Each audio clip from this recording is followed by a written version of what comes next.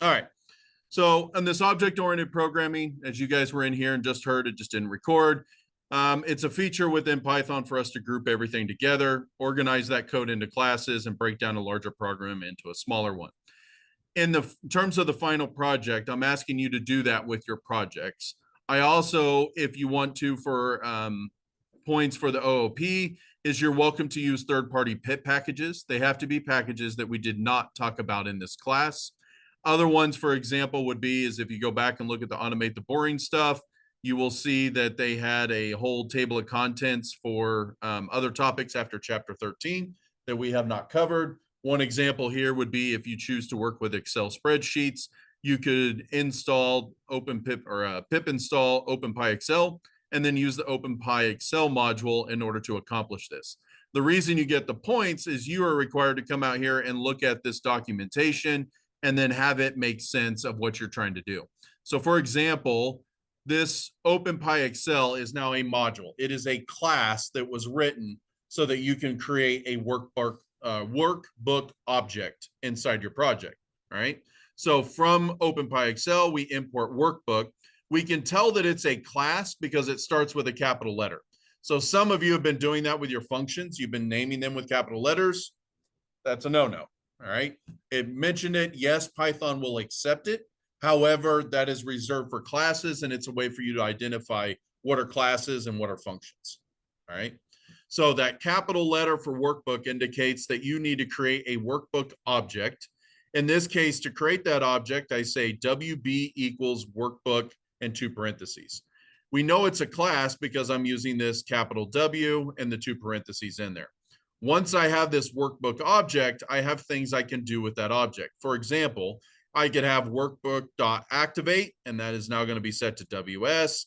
And then from WS, I can start to pull columns and different cells from the worksheet. All right. And it's going to work you through this process.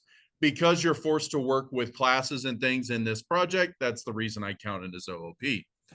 If you're looking to write OOP from scratch, which again, many of you would do because it makes sense, the same author that wrote the automate the boring stuff has written out a really good analogies on what this would look like. As a matter of fact, he's using the Excel sheets so that you can think of them as objects. All right. So if we were to think of this as, say, a customer, all right, we have a customer object that we're going to create. This would be our OBJ equals customer. From that OBJ, we could check that customer's name by simply calling .name. It would pull it back. If we called .customer since, it would pull it back. And if we set num purchases, it would pull it back. What does this look a little bit like that you guys have pulled so far? Dictionaries, right? The idea is that you set a key and then you had a value pair. Now what we're doing is saying, okay, I have an object of, say, a dog, for example, right? Under the dog, I can have species, and then we could name whatever type of dog it is. And this is an example from the other old one. So if you watch the old videos, it's going to talk about dogs, right? I could have a class of dog, and then I have all the information that's pertinent to the object of a dog. So I need to know its species. I want to know its name. I want to know its height, its weight, etc. Okay. I'm going to store all that information about this object, but it's the object of a dog. It's not Sam, my rover, my little puppy, right? It's dog in general. It contains all the information that you would want to know about a dog. Then I can create an object called Sam, which is an instance of a dog. And so therefore it has all the variable names that we would store for the Sam, right? I could then create 20 objects, or in this case, 20 instances of the object of dog for 20 different dogs. So another way to correlate that is, for example, I'm going to use today, one of the students is using mechs in his assignment, right? In those mechs in the assignment, they have a bunch of different characteristics and everything that's going to be stored in a dictionary, right? So he has mech 1, then he has all the information that's going all the way down in there, okay? Outside of that, we want to create an object called a mech, and then we can assign a variable name of, you know, whatever else that we want to name that particular mech and the variables that are associated with it. Many of you have already done a bunch of information in dictionaries. It's very easy to convert a dictionary over to an object. The idea behind that is then any functions that deal specifically with the mech, not the storyline, not anything else, just with the mech, would then get placed under that class because it's associated with that particular object. Does that kind of make sense? So for example, they're going to tell you how to create an object down here. And so in this case, we could create a birthday, right? And this is using a third-party module called date time. So if we import date time and I say birthday equals date time dot date, and then I pass it in a date, okay? From there, I have this birthday object, and it's a date time object in this case. I could say, what is the dot year? It passes back the year to me. If I pass back, what's the dot month? It gives me that. The day, the weekday, what week was it? It has all this information stored about this particular time date object. Does that make sense? Now, we don't see that because we don't look at the actual code for the module, but we have all these things called attributes. And that is really what we're interested in the most, is creating those attributes. So if we wanted to create a class called WizCoin, for example here, and when we initially set up a WizCoin object, we want to run this particular function. That is why it's called underscore underscore init underscore underscore, and then whatever we're supposed to pass into it. Okay. So this will create a new WizCoin object with galleons, sickles, and newts, whatever all this is, right? It's a fictional wizard currency, it sounds like. All right. With this one, whoops, sorry about that. Cable's going bad there. We would say self.galleons equals galleons, which means I need to pull in galleons when I first call this object. I need to pull in sickles and I need to pull in nuts. And then because this is the double underscore, nothing will happen at that point. I just create this object. Now, I have a function called .value, and what that would do is actually calculate a number based off the galleons times 17 times 19, sickles times 29, and self.newts, and then returns that total amount. All right, some wizard currency that's going on. That's the Harry Potter currency. There you go. All right, they found something. I just realized that. I was like, wait, it sounds really familiar. There you go. So this other one has a function of weight in grams. And what that's going to do is take all those coins and then calculate how much all those coins would weigh. Okay. This is an overall object, this piece here. So what I'm going to do is I'm going to copy this in so you guys can see it into a idle sheet here.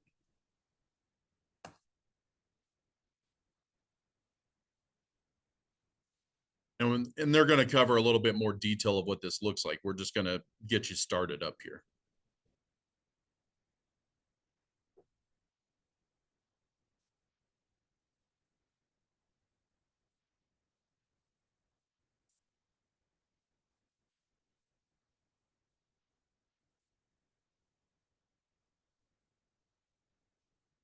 And I got to do a little bit of cleanup because of the way I brought that in here.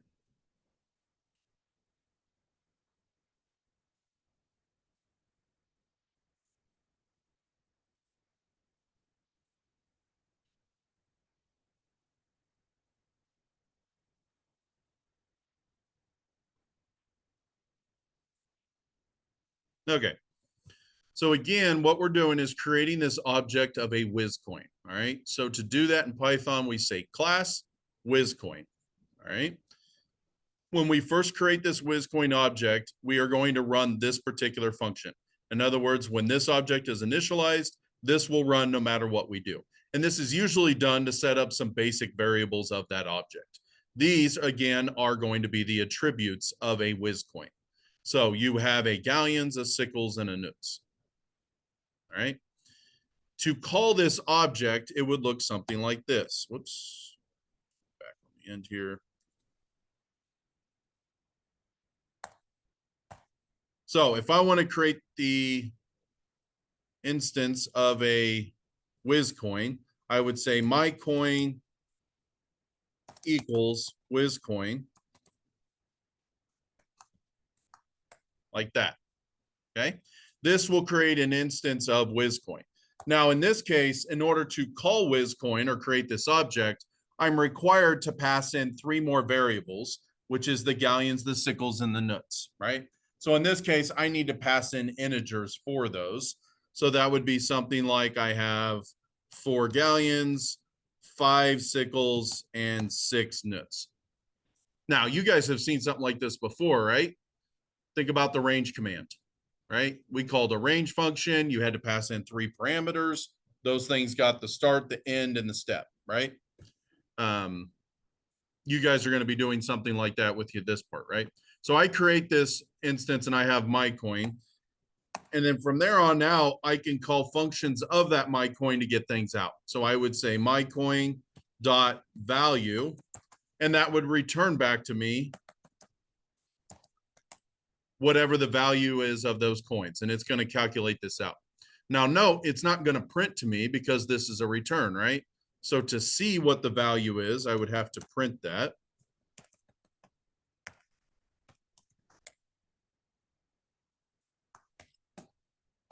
And then if I wanted to print what the weight was in grams, I would say my coin dot weight in grams. Okay. Now you'll notice this word self in here. And anytime it's inside of an object, you have to pass self into it. In other words, you have to pass the self into it. I think this cable is all but shot. There we go. So what this means is anytime I reference the whiz coin, I can just say dot value inside of the coin and pull it out.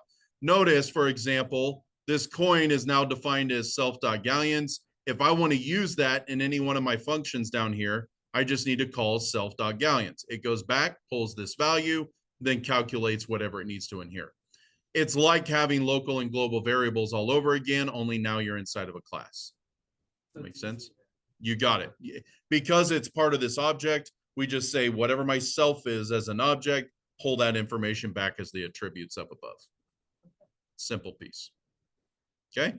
I can pull that back. If I wanted to say how many galleons do I have, I could just say something like print my coin dot galleons. And it would give me a number back for that piece. If I run this,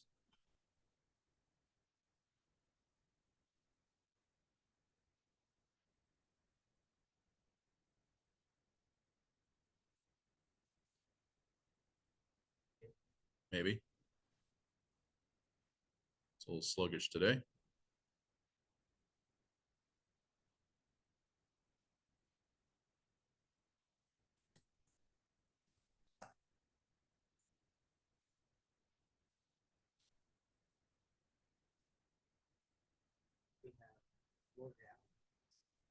So what did this end up doing? What it did is we created this object of a whiz coin, right? We passed in 4, 5, 6. That set these different variables in that order, right? So because these are set up in this order up here, that's very specifically the numbers that are going to be down here. Okay. Then from there, we called the dot value function to get the total value of those coins, which in this case was 2123. If we actually did the math here, galleons would be 4 times 17 times 29, plus self.sickles, which is self.sickles times 29, plus the self.nuts would get you the total of 2123. All right. The idea is anything that you're going to be doing with this WizCoin object. For example, we have 4 galleons and all of that. Maybe I want to create another function that prints something like dev dot print info, right? We call self, and this allows me to print, let's do an F statement. I want to print my galleons. Let's do it this way. Galleons. And we say galleons. In this case, it'd be self.galleons.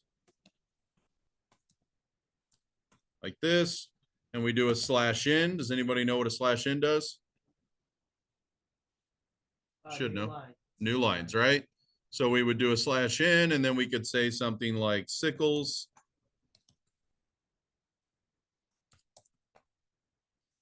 Self.sickles /n. And then we could have nuts. Do a self, spell it here, self.nuts. Okay. And what this would allow us to do is instead of us printing this galleons and just getting 4 back, we now have a very specific function that is only relevant to a whiz coin, right? Nowhere else in our program would this print info make any sense. It's only part of a whiz coin. So therefore, we would have that print function inside of here. And now if I run this, anytime I call print info, which I need to come back down here and do, by the way, I do not need to call a print down here because I am doing that out of this function itself. Come on. There we go. I would just simply say my coin dot print info, and it would go ahead and run it. I just need to run that function in order to get that output. So I run this.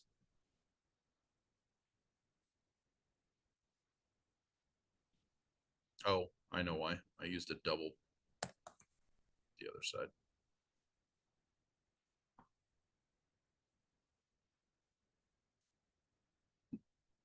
And I said coint instead of coin. There we go.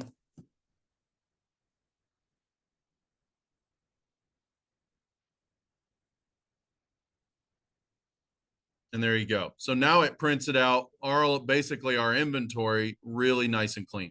You guys would do the same. If you guys have a player object and you guys are doing a story that you're walking through, you collect coins, you collect a key, whatever else, that would be your inventory. And a lot of you have been using a list for that, right? I found a key, you append it to your inventory, but you know specifically in the order of your inventory.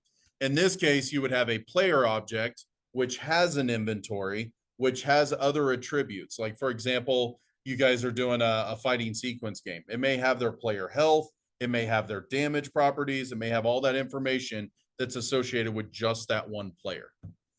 That is what would be a good player object at that point. So for a lot of you, and you'll see this in old videos if you watch them, I talk about the concept of a player object, right? You guys are probably already saying, hey, Explorer, what's your name, right? You gather their name, you have a function for doing that, or you have a nice clean way of doing that, you put it in there. In this case, we would create a class player, then you would have a function for getting that information all the way down. So what would that look like in a file here? Let me just change this. I would have something like class player, and we would have an init function, def init self, okay? And we want to gather, or we want to go execute other functions we have. So we would say self.getName. We might have self.getAge. What else would we get? Self.height for whatever reason. So get height. Now, the reason I did it in this fashion is anytime we call this player object, it's going to immediately run these 3 functions. So now we need to define those functions, def.getName. And in this case, we would have something like while true, print, what is your name? Okay, then we need to get the name from them. So name equals input like this. We should probably have that nice little prompt, something clean. Then what do we do next?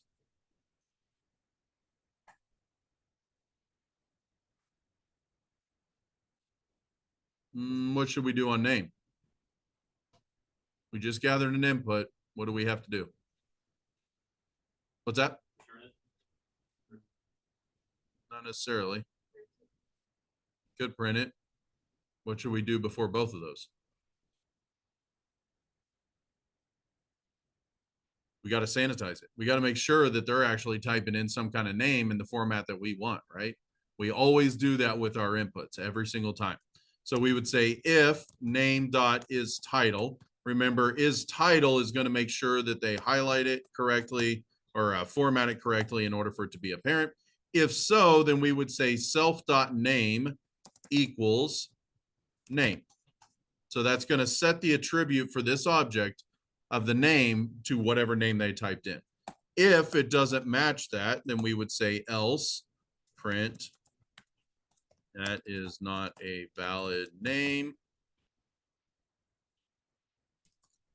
i.e. Jason. Something like that, right?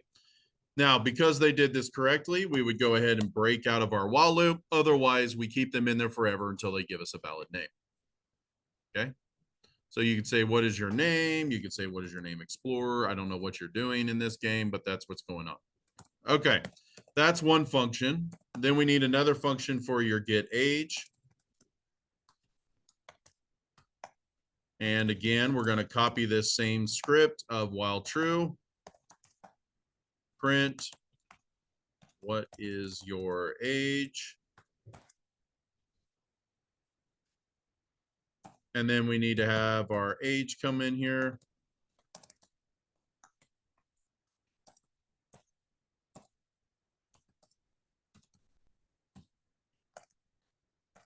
If age is greater than 0, right? They got to be older than 0. And then what else should we have to do here because we're dealing with integers? Anybody remember? Yeah, so the first thing we would say is if age dot what? Does anybody remember what we can do?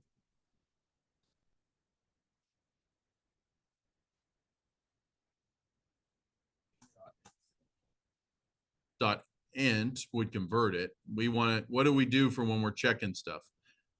So if you wanted to convert it to an int, you could do like int age, right? If I did that, I'd have to wrap it in a try and accept statement because if that fails, then the program crashes. But if you remember back from the section, then when we talked about sanitizing inputs, you would have something like int or age dot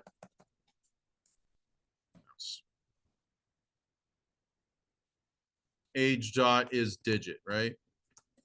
And what that's going to do is make sure it's a number. You might have had something in the other one that was like alnum, so that it was making sure it was an alphabetical character or a number. Mouse is messing up here.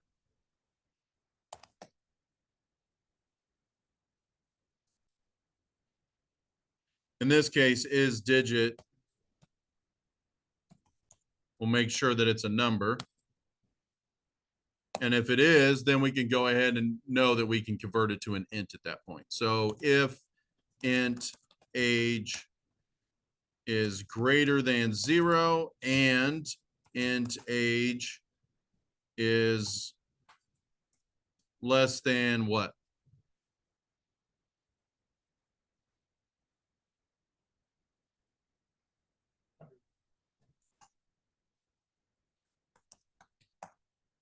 Then we can go ahead and print, or in this case, we could just set it. So self.age equals age.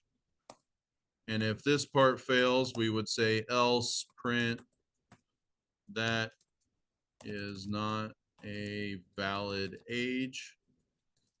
Range is 1 to 99.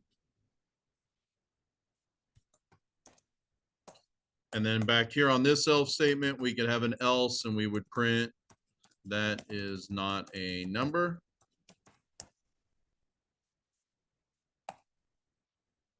And so that will do 2 checks. 1 to make sure they give us a number, and 2, make sure it's a valid age range. Okay. Same way we would do something this with height. We would pretty much copy this same code because we're dealing with numbers.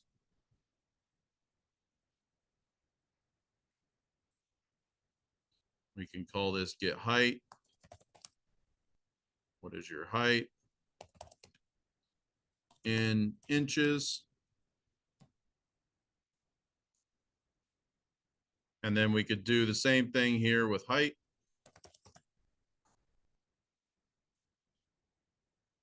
Height. Height. Oops.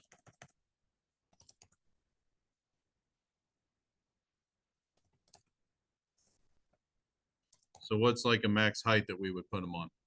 I mean, obviously they got to be bigger than 1 inch, right? So what's the smallest you could probably be? 3 feet. 3 feet, so 36. Okay, what do we got on the high end? Like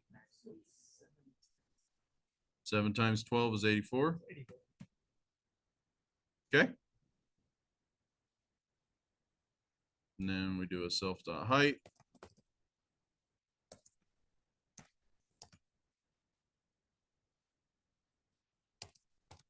Height.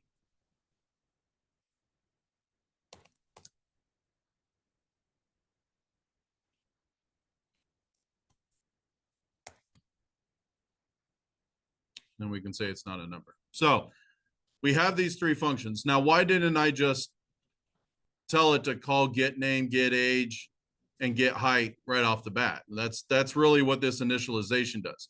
The beauty of breaking these out into their own functions and not just having one function that gathers all this info is, what if they want to update their information, right? Say they wanted to change their name halfway through your program. Well, now you got to redo the whole thing and start over from scratch. Or if it's a player object, we simply just say player.getName, and it goes ahead and grabs their new name and stores it, right? Exactly. It's anything related that deals with this player object. Now you could have another function down here that gives them like print stats, and it will print their name, their age, and their height. And you can format it the way you want. That makes sense because it's just dealing with this player object. It's displaying all the information you've gathered about them. Maybe they're doing other stuff in your project and they're needing to store information. You could do that here as well. Okay. Now, to create this player object inside your program, you would have something like player1 equals player, and you would call it just like that. In this case, we're not asking you to pass anything through. If we wanted to, we could make you do that at the point you created this player object. Instead, we want them to call each one of these functions in a row so that it actually sanitizes that information. Instead of having get name, get age, and get height out in your main program, it deserves to be under this class because it's only relevant to that player object. Does everybody understand that? So if you take your projects today and look at it, you probably have things like this. They're all just a giant list of functions that you have coming down. If we had this as a third party or as an object, then what we would do is we would save this file. Let me take this out at the bottom. Right? You wouldn't create your player object here. You would create it in your main project. You would save this something like player class. And then in your main project, you would say from player class import star. And then at that point is where you would say player1 equals player, just what I had down below. And you would start creating your different objects going through. Everybody see how objects are kind of beneficial? Again, most of you have already written most of this code. It's just reorganizing it into an object so that you're just calling information about that object. All right. Let's go back into his code here. He's going to talk about self and attributes and how that all works. It's good information. Read through it. You can still do the type function to get in there. I'm not too worried about that. It's a good example on tic-tac-toe. I was trying to see if there was anything else in specific there. I don't really see one. So what I'm going to do is pause this real quick. Pause. Okay. So here's an example where they're storing a bunch of information about mechs on each one of these, right? And all of these mechs generally have the same information as it's stored across all these different dictionaries. What we would want to do is have a mech object so that we could have anything that's tied with this mech all in the same one. If we scroll down, there's quite a few mechs going all the way through here, right? That bottom part was to sort it. Now, this is a great way for your midterm in order to get all the mechs or whatever data points that you're trying to get in there. But to create a mech object, we would have something like class mech, right? And when we first created this mech, we would probably set some default variables. So we could do def init, self, and then we would run something that we would want it in there. So we would say something like self.name equals an empty string, self.size, and these should be lowercase, sorry. Size.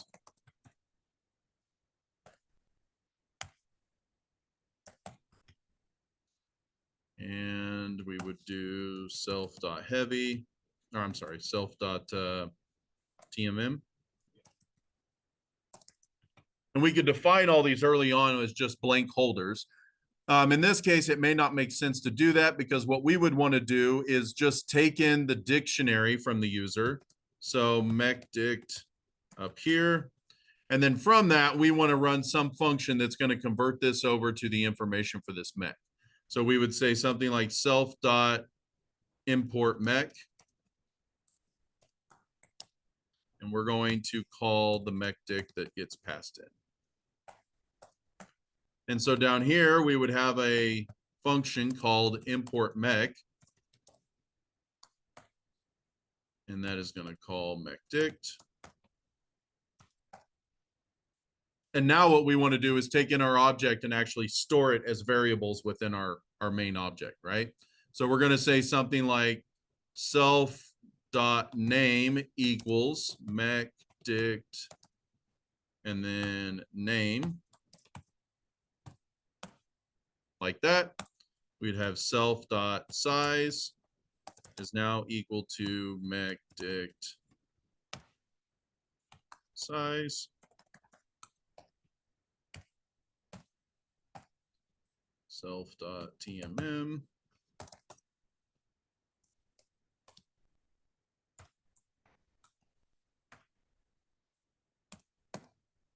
Self.move.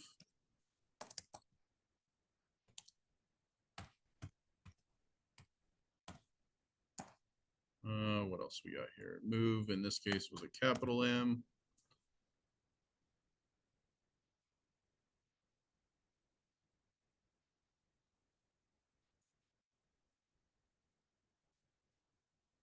There's a lot of information in here. So if I was to copy, for now, we'll just do those variables, right? You would obviously continue out with all the other key names and store those out. And what those do is become attributes of this mech object at the point it's actually initiated, right? So in the middle of our project, because he has these stored in a second file, we would go through every single one of these and create objects for him. Very similar to what we did back in the Ford project, right? So you created this list of battle mechs and all those mechs are listed in here. You would say for mech in battle mechs, and then you would actually create those objects locally in there, okay? So for example, I would call my mech equals mech here, and then I want to use mech 4. So I would say mech 4. Now my mech is going to go in here. It's going to pull this dictionary, import it in here, immediately import all this information. And now I have all that stored in my mech. Now, along with that, maybe every mech has some default settings in here.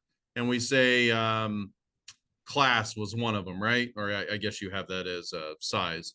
You could set other variables that you would want in there, but maybe you would have other functions in here. So for example, I noticed here they take damage when they move and they do that kind of stuff. Their original health may be 1,000, right? So say every mech gets 1,000. So self.health, and obviously they're not all going to be the same in this case of mechs, right? So lights have less health than heavy mechs or whatever's going on. We're going to pretend like everybody gets 1,000 points to start. Here we could have some function where they get assaulted. So we would say def take damage, right? And def.take damage would be something like self.damage s, for example. So let me at least pull in damage s here. Self.dmg s mecdict dmg s, right? So we could say self.health minus self.dmjs, all right? So now in my gameplay, I would come down here and I would say print the game has begun, right? I could spell correctly here. And then we would say round one, and then we're going to have the first one take damage, right? So we would say my mech dot take damage, because whatever happened, they roll, say they roll a dice and they get a number. I'm guessing how this game's working here, right? They need to roll a dice in order to figure out how much is going to be happening or how much damage is going to go in there. So in this case, they say like 6, right? So let's do something like print roll dice, right? And we know we need to print some number. So let's get dice equals random dot random int random, sorry. And it's going to be a random number between 1 and 6. And then we could say print applying damage factor of, and then whatever this damage factor is, the dice number. This needs to be an F statement. And now we need to actually do the damage to our mech. So we would say my mech dot take damage. Now in this case, we would want to pass in that damage factor. So we'll call this a factor. And we're going to say it's damage S times factor. And so when we call this, we say take damage. And that take damage, we're going to pass in our dice. And so say we get a 5, that's going to take our 5 times whatever this mech's damage S is. In this case, mech 4 was 4. So we would get a minus 16. It would set their health from 1,000 down to minus 16. And in this case, we would need to reset that the way we did it before. So it'd be self health minus equals damage factor times that. Does that make sense? Now you could have maybe they drink a healing potion. I don't think these are mechs, right? But in fantasy stuff that you guys do, they take a healing function, or because they don't do a move, they heal during that time. You would create a function called healing or whatever. And maybe it rolls off the dice number and you can apply a factor of however that's going to be coming in. Everybody kind of see how these objects work? Now this part would be your main file, right? These should all be off in a separate file as a something.py, like mechmaster.py. And this class would be in your main function or your main program, or maybe it's in a separate file called my classes or something like that, and it would import it in. Now you would want to do this for each one. Now the thing is I don't need to import all of these, right? This is just a stack of cards on my desk. If I'm randomly selecting one of these, well, then I just need to do a random choice from this list, and it selects mech 6, and that's my random choice is mech 6. Now I need to create that mech, so I would say mech equals this. So for example, we're going to say print picking random mech, and we could say mech num equals what's the one I'm looking for here? Yeah, random randint. And I want to run a random integer between 1 and the lin of whatever this battle mix is, right?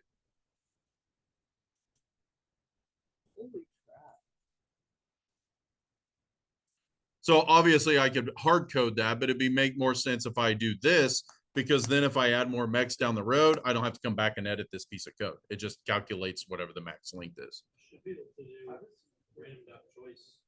Yeah, that's actually what I was meaning to do. Good call. I said that earlier and then I didn't do it. Is it random choice, right? So now you can do battle mechs.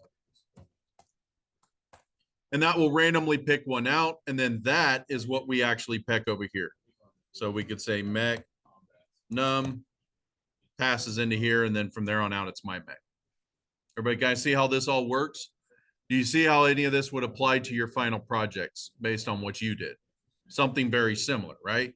It may not be mechs, but it may be something else as a player object, and you're building all these functions out. Now, at one point, you would want to have a stats function. So def print stats. And this should be something that prints out the health or maybe all this other information in a nice, clean format out to the user. Or maybe you want just health stats, and that tells you what the current health is, plus maybe what your max damage should have been from the very beginning. Does that make sense? So you could have self.health as 1,000. You could also have another one here that would be self.current health. And that is going to be what initially starts in here. So we take self.current health equals self.health. And the reason I would do this is when this object is created, the max health of this object was 1,000. I set a variable called self or current health so that from down here, I could do current health and do all the damage of everything going through. But maybe I wanted to print the status of what that was from the very beginning, right? So for example, print current health level.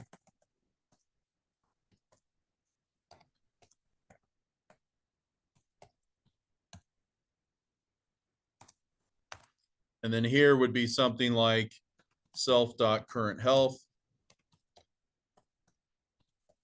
divided by self.health. And that would end up giving us a percentage of whatever health that they have left, right? And then obviously we need to make that a F statement as it goes through. Now we would need to tweak that a little bit because that's actually going to give us like point whatever, right? We would need to convert that so that it actually reflects as a percentage, that kind of stuff. You would tweak those stats to however you would want it.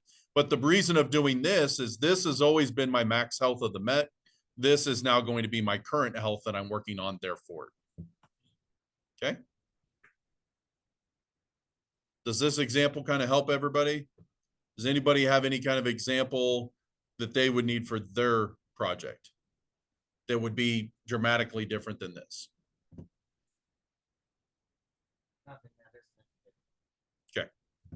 And like I said, the player object, for a lot of times when I'm going through and giving you guys feedback on the midterm projects, you would see just that. I would say, look, for your project, it's probably going to be a player object. Okay, then go back and look at what I did for a player object and apply that. Or maybe because this is a mech project, I would say you should probably make mech objects as your thing, and then you import those in as you need so that you can pull all the information out of it.